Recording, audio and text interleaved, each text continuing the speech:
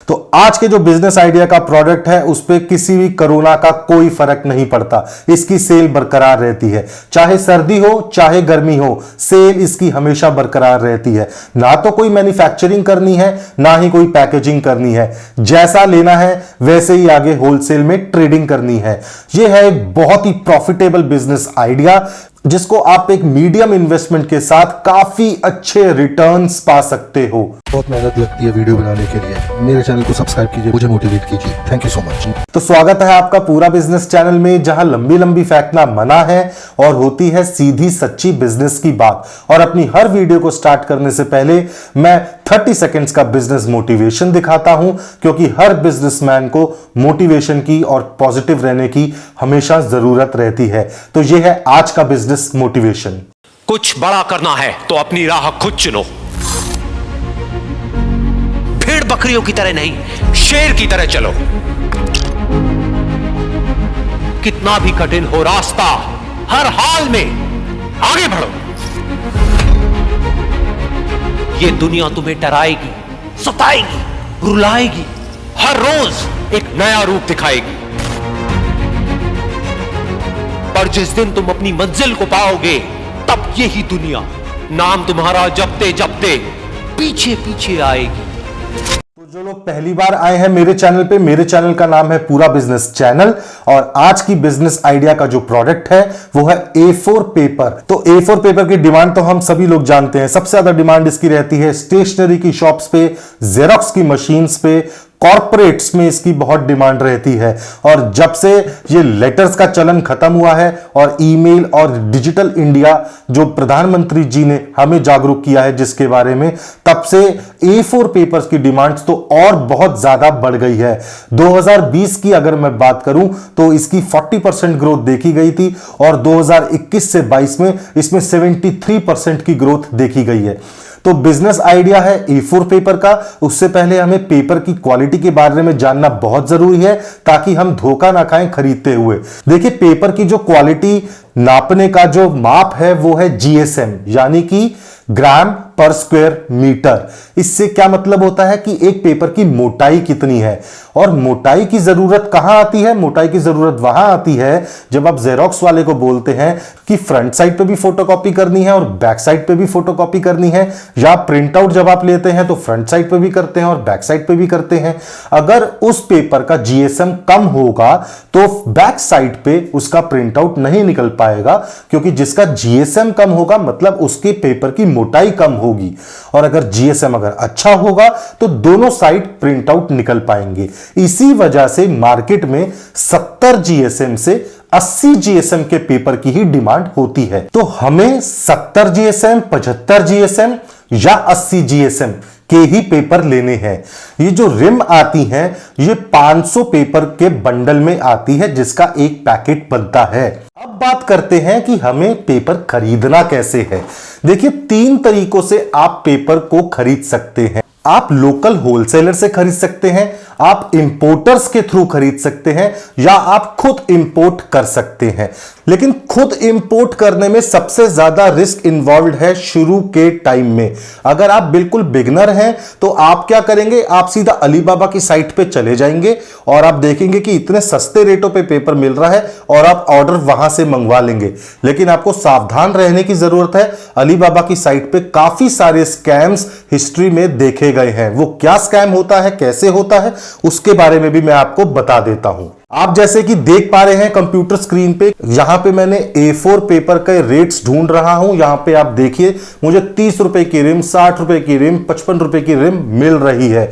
क्या आपको विश्वास होता है कि इतने रुपए पे रिम मिल जाएगी?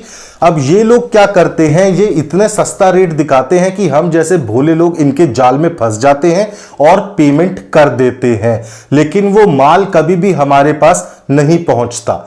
और दूसरा तरीका क्या होता है, ये बोलते हैं कि आप यहां पे हमारी कंट्री में आइए, आप हमारी फैक्ट्री का टूर कीजिए।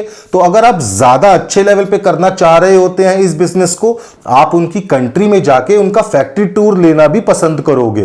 तो वो जब आप जाओगे उनकी कंट्री में उनकी फैक्ट्री को देखने के लिए और आप उस बंदे को फोन करोगे, वो आपका फोन ही नहीं उठाएगा। थोड़े टाइम बाद फोन उठाएगा और आपको बोलेगा कि अभी तो मेरा बॉस बिजी है, उनसे मिलने के लिए आपको थोड़ा वेट करना पड़ेगा। अब आप तो रह रहे होंगे होटल के अंदर जहां पे आपके खर्चे हो रहे हैं, आप उसे बोलोगे कि नहीं मुझे तो अभी ही मिलना है, तो वो बोलेगा ठीक है $200-300 का खर्चा आएगा, मैं वहां पे आपकी सेटिंग कर दूंगा इन पैसों से और उससे आप अभी मिल पाएंगे। तो जो बाकी खर्चों को बचाने के लिए आप उसे $200-300 भी दे देंगे और जैसे ही $200-300 उस मिडलमैन के पास जाएंगे, वो अपना फोन बंद कर देगा और कभी ऑन नहीं करेगा और आपका आने जाने के खर्चे का नुकसान जो अलग हुआ वो तो हुआ ही हुआ। तो ऐसे गद्दारों से, ऐसे धोखेबाजों से बचने के लिए ही मैं आपको ये पहले ही आगाह कर रहा हूं। ऐसा नहीं है कि अलीबाबा के ऊपर सारे ही धोखेबाज बैठे हैं। देखिए, जो अपनी लिस्टिंग गोल्ड प्लस मेंबर की कैटेगरी के अंडर करते हैं, वहां पे धोखे होने के चांसेस बिल्कुल खत्म हो जाते हैं। उस पे क्या होता है कि अलीबाबा आपके पेमेंट की और आप तक माल पहुंचने की गारंटी लेता है, लेकिन वहां पे अगर आप रेट्स देखेंगे उन्हीं रिम्स के, तो आपको ज्यादा दिखेंगे क्योंकि वो जेन्युइन सेलर्स हैं, वो बिल्कुल एक्चुअल रेट ही बताते हैं। तो स्टार्टिंग में ऐसे धोखे आप ना खाएं, उससे बेटर ये है कि अगर आप अच्छे लेवल पे इस बिजनेस को करना चाह रहे हैं, आप अपनी स्टेट के लोकल इंपोर्टर वालों से मिलिए, वो आपसे 2 से 3% का कमीशन लेंगे और आपके लिए जैसी क्वालिटी का आप चाहते हैं, जिन रेटों पे आप चाहते हैं, उन रेटों पे आपको मंगा के देंगे। और वो कौन सी कंट्रीज हैं जहां से सबसे ज्यादा पेपर इंडिया में इंपोर्ट होता है? वो है इंडोनेशिया, चाइना, सिंगापुर, थाईलैंड। तो ऐसे धोखे से बचने के लिए मैं आपको ये एडवाइस करूंगा कि आप अपने स्टेट के जो भी इंपोर्ट एक्सपोर्ट कंपनीज है उनसे कांटेक्ट कीजिए और उनको 2% कमीशन देके उनसे आप पेपर रिम इंपोर्ट कराइए। आपको जो रेट पड़ना चाहिए विद इंपोर्ट ड्यूटी, वो 100 रुपए से 110 रुपए का एक रिम आपको पड़ना चाहिए। यही एक इंपोर्टेड पेपर का रेट है विद ड्यूटी। तो आपको 100 रुपए से 110 रुपए में मिल गया। अब नेक्स्ट आपकी चॉइस है कि आप आगे आप डीलर्स को बेचेंगे या आप डायरेक्ट जेरोक्स शॉप या स्टेशनरी शॉप या कॉर्पोरेट्स में सप्लाई करेंगे। अगर आप डीलर को देते हैं तो आप इस पे 15 रुपए का मार्जिन पर रिम कमा सकते हैं। अगर आप थोड़ी ज्यादा मेहनत करना चाहते हैं और ज्यादा प्रॉफिट कमाना चाहते हैं तो आप डायरेक्ट स्टेशनरी शॉप्स या जेरोक्स शॉप से टाई अप्स कर सकते हैं। वहां से आपको 25 से 30 रुपए का पर रिम का मार्जिन आराम से मिल जाएगा। अब बात कर लेते हैं लाइसेंस की या किन किन रजिस्ट्रेशंस की जरूरत पड़ेगी। इसके लिए आपको सिर्फ एक जीएसटी नंबर की जरूरत पड़ेगी। तो जीएसटी नंबर तो कोई भी सीए आपको 3000 से 4000 रुपए के बीच में बना के दे देगा और जीएसटी नंबर के साथ साथ आपको एक करंट बैंक अकाउंट खुलवाना है। जीएसटी नंबर आप खुद भी ले सकते हैं ऑनलाइन, ये बिल्कुल फ्री ऑफ कॉस्ट मिलता है गवर्नमेंट के थ्रू। आपको थोड़ी सी रिसर्च करने की जरूरत है और थोड़ा सा दिमाग लगाइए तो आप खुद भी अप्लाई कर सकते हैं जीएसटी नंबर। तो दोस्तों, अब हम जैसे कि जानते हैं कि सर्दियों का मौसम चल रहा है और सर्दियों के मौसम में मसाले का बिजनेस शुरू करने का सबसे राइट टाइम है। और मसाले की रानी होती है हल्दी, जिसकी सबसे ज्यादा सेल मार्केट में देखी जाती है। अगर आप हल्दी बिजनेस के बारे में जानकारी लेना चाहते हैं, यह है उसका लिंक। आप चाहें तो इसको दबा के आप काफी अच्छी इंफॉर्मेशन ले सकते हैं हल्दी बिजनेस के बारे में। तो दोस्तों, कैसी लगी आपको आज का बिजनेस आइडिया? उम्मीद करता हूं आपको पसंद आया होगा।